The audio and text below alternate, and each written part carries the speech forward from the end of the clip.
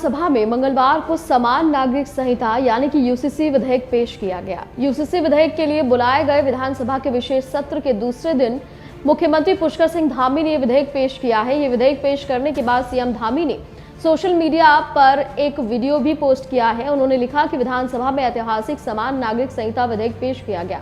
मुख्यमंत्री द्वारा विधेयक पेश किए जाने के दौरान सत्ता पक्ष के विधायकों ने भारत माता की जय, वंदे मातरम, जय श्री राम के नारे भी लगाए। प्रदेश मंत्रिमंडल ने रविवार को यूसीसी मसौदे को स्वीकार करते हुए उसे विधेयक के रूप में सदन के पटल पर रखे जाने की मंजूरी दी थी। इधर विधानसभा में नेता प्रतिपक्ष यशपाल आर्य ने कहा कि सरकार की मंशा पर संदेह है, बिल की कॉपी आधी अधूरी मिली है, अब इस पर चर्चा भी होनी है। वैसे में इतनी देर में क्या और कैसी चर्चा होगी, क्या पढ़ेंगे, ये सोचने वाला विषय है। 4 खंडों में 740 पत्रों के इस मसौदे को सुप्रीम कोर्ट की सेवानिवृत्त जज जस्टिस रंजना प्रकाश देसाई की अध्यक्षता वाली 5 सदस्यीय समिति ने शुक्रवार को मुख्यमंत्री को सौंपा था। यूसीसी के तहत सभी धर्मों में लड़कियों की शादी की न्यूनतम उम्र 18 साल होगी। पुरुष महिला को तलाक लेने के समान अधिकार मिलेंगे। लिव इन रिलेशनशिप डिक्लेयर करना जरूरी है। लिव इन रजिस्ट्रेशन नहीं कराने पर 6 महीने की सजा हो सकती है। लिव इन में पैदा बच्चों को संपत्ति में समान अधिकार मिलेगा। महिला के दोबारा विवाह में कोई शर्त नहीं है।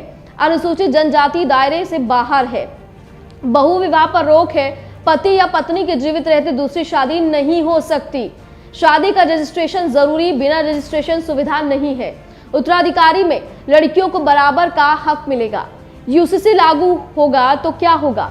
हर धर्म में शादी तलाक के लिए एक ही कानून होंगे। जो कानून हिंदुओं के लिए वही दूसरों के लिए भी। बिना तलाक एक से ज्यादा शादी नहीं कर पाएंगे। मुसलमानों को 4 शादी करने की छूट नहीं रहेगी। यूसीसी से क्या नहीं बदलेगा? धार्मिक मान्यताओं पर कोई फर्क नहीं पड़ने वाला।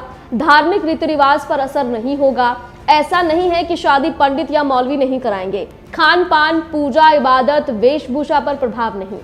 2022 में बीजेपी ने वादा किया था उत्तराखंड में यूसीसी पर अधिनियम बनाकर उसे प्रदेश में लागू करना। 2022 में हुए विधानसभा चुनावों के दौरान भारतीय जनता पार्टी द्वारा जनता से किए गए प्रमुख वादों में से एक था। 2000 में अस्तित्व में आए उत्तराखंड में लगातार दूसरी बार जीत दर्ज कर इतिहास रचने के बाद भाजपा ने मार्च 2022 में सत्ता संभालने के साथ ही मंत्रिमंडल की पहली बैठक में यूसीसी का मसौदा तैयार करने के लिए विशेषज्ञ समिति के गठन को मंजूरी दे दी थी।